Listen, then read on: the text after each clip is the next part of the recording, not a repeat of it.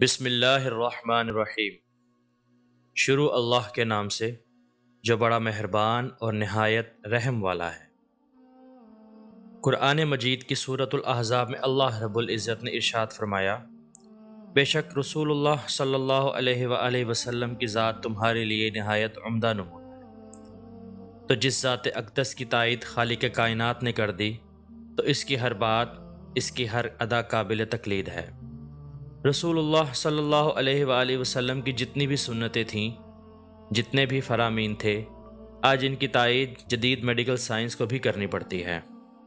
آپ رسول اللہ صلی اللہ علیہ وآلہ وسلم کی ذات کی نفاست کا یہ عالم تھا کہ آپ نے زندگی بھر اپنے بدن مبارک پر اپنی انگلیوں سے خارش نہیں کی، بلکہ ہمیشہ اس مقصد کے لیے صحرائے عرب کی دھوپ میں تپتا ہوا تنکا استعمال کرتے تھے۔ بظاہر اس چھوٹی سی سنت کی اگر گہرائی میں جائیں، جسم کے جس بھی حصے پر خارش ہوتی ہے تو وہاں پر بیکٹیریا اور جراثیم پھیل جاتے ہیں، اور جب آپ ننگے ہاتھوں سے خارج کرتے ہیں تو وہی بیکٹیریا اور جراثیم آپ کے ہاتھوں پر لگ جاتے ہیں اور پھر وہی آپ کے منہ میں جانے کا خطرہ ہوتا ہے۔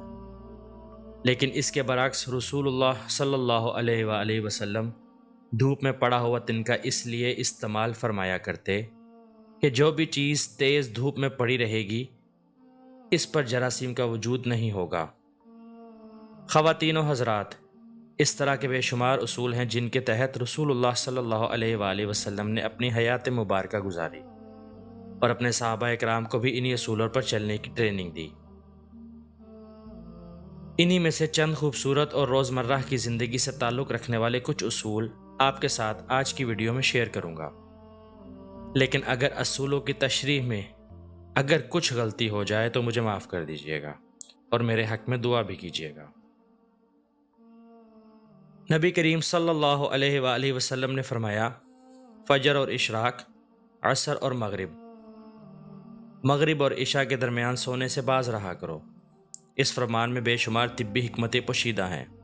مثلا آج میڈیکل سائنس نے تجربہ کیا ہے کہ کرۂ ارض پر فجر اور اشراق کے درمیان آکسیجن کی مقدار سب سے زیادہ ہوتی ہے۔ ہم اگر اس وقت سو جائیں تو ہم اس آکسیجن سے محروم ہو جاتے ہیں اور یوں ہماری طبیعت میں بوجھل پن آ جاتا ہے۔ ہم آہستہ آہستہ چڑچڑے اور بیزار ہو جاتے ہیں۔ عصر اور مغرب اور عشاء کے درمیان میں بھی آکسیجن کم ہوتی چلی جاتی ہے۔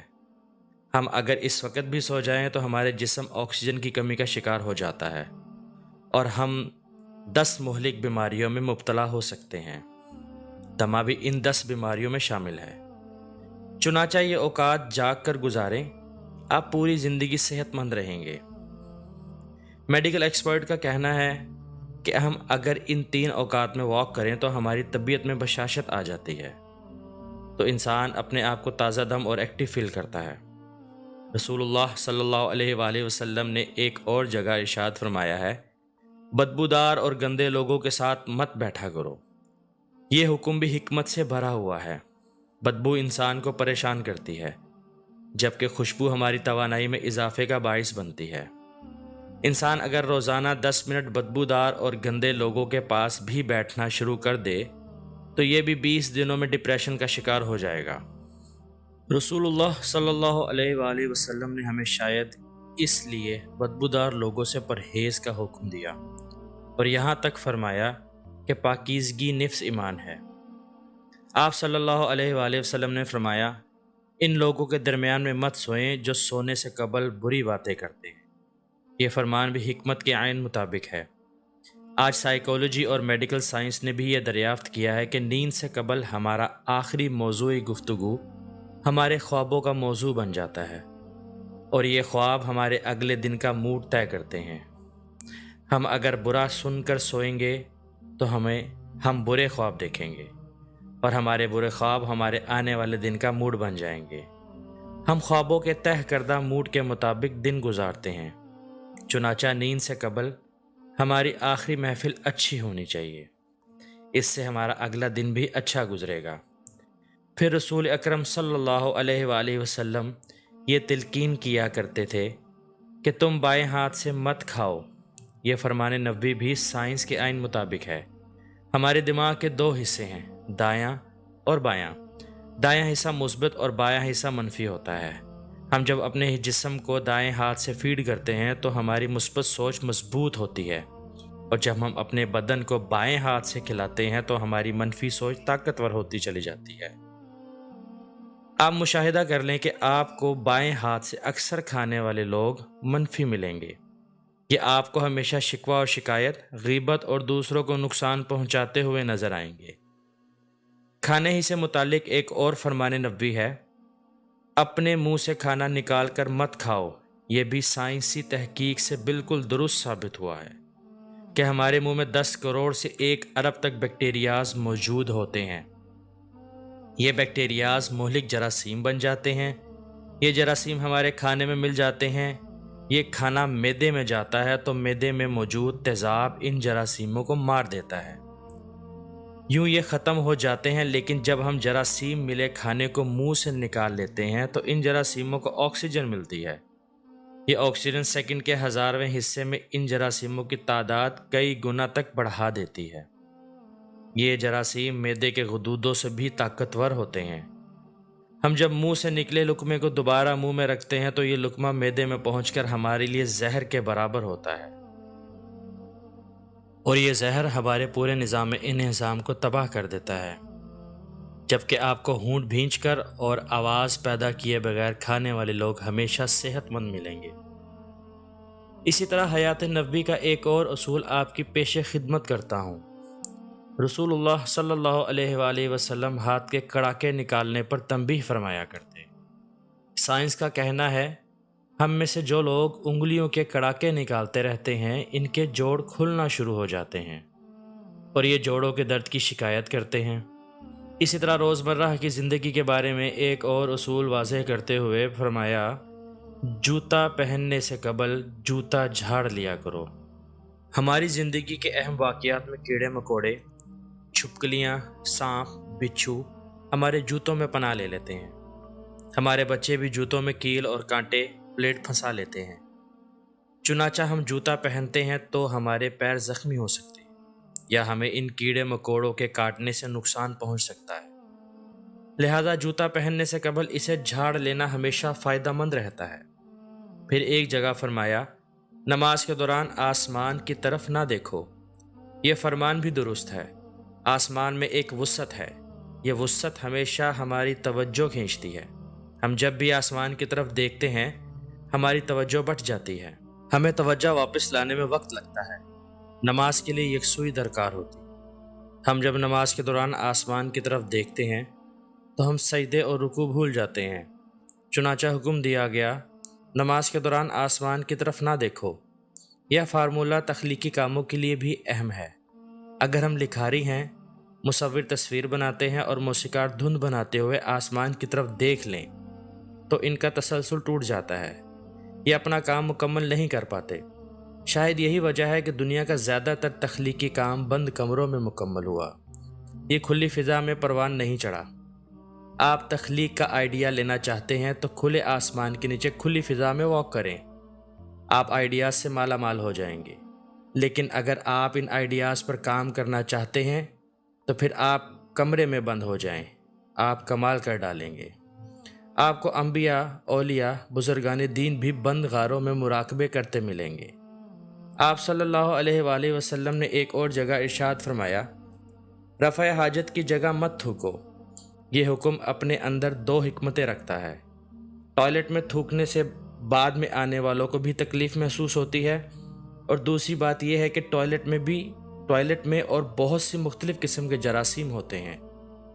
ہم جب تھوکنے کے لیے منہ کھولتے ہیں تو یہ جراثیم ہمارے منہ میں پہنچتے ہیں، یہ ہمارے لعاب دہن میں پرورش فرماتے ہیں، یہ معدے اور پھیپھڑوں میں پہنچتے ہیں اور ہمیں یہ بیمار کر ڈالتے ہیں۔ شاید یہی وجہ تھی کہ ایک اور جگہ بیت الخلاء میں گفتگو کرنے سے منع فرمایا گیا۔ ہم میں سے بے شمار لوگ کوئلے سے دانت صاف کرنے کے عادی ہوتے ہیں۔ رسول اللہ صلی اللہ علیہ وآلہ وسلم نے اس سے بھی منع فرمایا۔ کوئلے سے ہمارے دانت وقتی طور پر چمک جاتے ہیں، لیکن بعد ازاں مسوڑے بھی زخمی کر ڈالتے ہیں، دانتوں کی جڑیں ہلا ڈالتے ہیں اور یہ منہ میں بدبو پیدا کرتا ہے۔ لکڑی کا ٹکڑا سیدھا کاربن ڈائی آکسائیڈ ہوتا ہے، یہ ہائیجینک بھی نہیں ہوتا۔ چنانچہ نبی کریم صلی اللہ علیہ وآلہ وسلم نے اس سے پرہیز کا حکم دیا۔ آپ صلی اللہ علیہ وآلہ وسلم نے فرمایا، ہمیشہ بیٹھ کر کپڑے تبدیل کیا کرو۔ ہم میں سے اکثر لوگ شلوار، پتلون یا پاجامہ پہنتے وقت اپنی ٹانگ پھنسا بیٹھتے ہیں اور گر پڑتے ہیں۔ ہم میں سے ہر شخص زندگی میں کبھی نہ کبھی اس صورتحال کا شکار ضرور ہوتا ہے۔ بالخصوص ہم بڑھاپے میں کپڑے بدلتے وقت ضرور گرتے ہیں۔ آپ صلی اللہ علیہ وآلہ وسلم نے شاید اسی قسم کے حادثات سے بچنے کے لیے یہ حکم جاری فرمایا۔ پھر آپ صلی اللہ علیہ وآلہ وسلم نے فرمایا، منہ بھر کر کھانا مت کھاؤ۔ ہمارا منہ خوراک کے ہاضمے کا آدھا کام کرتا ہے، باقی آدھا کام معدہ سر انجام دیتا ہے۔ ہم جب منہ بھر لیتے ہیں تو زبان اور دانتوں کو اپنا کام کرنے کی جگہ نہیں ملتی۔ ہم جلدی جلدی نگلنے پر مجبور ہوتے ہیں اور یوں ہمارے معدے کی ذمہ داریاں بڑھ جاتی ہیں اور ہم بد ہضمی کا شکار ہو جاتے ہیں۔ ہمارے رسول صلی اللہ علیہ وآلہ وسلم ہمیشہ چھوٹا لقمہ لیا کرتے، دیر تک چباتے اور آدھا معدہ بھرنے کے بعد ہاتھ کھینچ لیا کرتے۔ آپ صلی اللہ علیہ وآلہ وسلم نے پوری زندگی صحت مند گزاری۔ آپ کے صحابہ نے بھی یہی عادات اپنا لی۔ چنانچہ مدینہ کے طبیب بے روزگار ہو گئے اور وہ کھجوروں کی تجارت کرنے لگے۔ پھر آپ صلی اللہ علیہ وآلہ وسلم نے فرمایا، زمین پر ایڑیاں مار کر نہ چلو۔ ایڑیاں مار کر چلنا یا چلنے کے دوران دھمک یا آواز پیدا کرنا تکبر کی نشانی ہے اور تکبر مسلمان کو سوٹ نہیں کرتا۔ ہمارے پاؤں کا ہمارے دماغ کے ساتھ بھی گہرا تعلق ہے۔ ایڑیاں مارنے سے ہمارے دماغ کی چولیں ہل جاتی ہیں اور ہم دماغی لحاظ سے کمزور ہو جاتے ہیں۔ خواتین و حضرات، ویڈیو کے آخر میں ایک اور نبوی اصول آپ کے سامنے رکھیں کہ آپ صلی اللہ علیہ وآلہ وسلم نے فرمایا، اکیلے سفر نہ کیا کرو۔ یہ فرمان بھی حکمت سے بھرپور ہے۔ اکیلا آدمی خوفزدہ اور پریشان بھی رہتا ہے۔ اکیلا انسان عموماً حادثے کا شکار بھی ہوتا ہے۔ تحقیق سے ثابت ہوا، سفر کے دوران اکیلے آدمی زیادہ لٹتے ہیں، زیادہ غلط فیصلے کرتے ہیں، زیادہ جلدی بیمار ہوتے ہیں۔ چنانچہ جب بھی سفر کریں، ایک یا دو لوگوں کے ساتھ شامل رہیں۔ بالخصوص عورت کو بھی کبھی اکیلا سفر نہ کرنے دیں۔ آپ صلی اللہ علیہ وسلم کی زندگی کا ایک رسول تھا، آپ زیادہ سونے کو ناپسند فرمایا کرتے۔ آج یہ اصول بھی طبی لحاظ سے ثابت شدہ ہے۔ زیادہ نیند یادداشت کو کمزور کرتی ہے۔ نیند موت کی پہلی سٹیج ہے۔ نیند اگر بڑھ جائے تو ہمارے برین سیلز ڈیڈ ہونے لگتے ہیں۔ چنانچہ 7 گھنٹے سے کم اور 8 گھنٹے سے زیادہ نیند نہیں لینی چاہیے۔ تو خواتین و حضرات، یہ تو ہمارے پیارے آقا حضرت محمد صلی اللہ علیہ وآلہ وسلم کے حیات مبارکہ کی چند ذرعی اصول ہم نے آپ کے ساتھ شیئر کیے۔ اگر آپ کو ہماری یہ کاوش پسند آئی ہو تو ہماری ویڈیو کو لائک کر کے ہم فیس بک اور واٹس ایپ کے گروپوں میں زیادہ سے زیادہ لوگوں کے ساتھ شیئر کریں، اور ایسی ہی مزید انفارمیٹیو ویڈیوز حاصل کرنے کے لیے ہمارے چینل کے سبسکرائب کے بٹن پر کلک کر کے بیل آئیکن کو دبا کر ہمارے چینل کے سبسکرائبر بن جائیں۔ جلد آپ سے دوبارہ ملاقات ہوگی۔ اللہ حافظ۔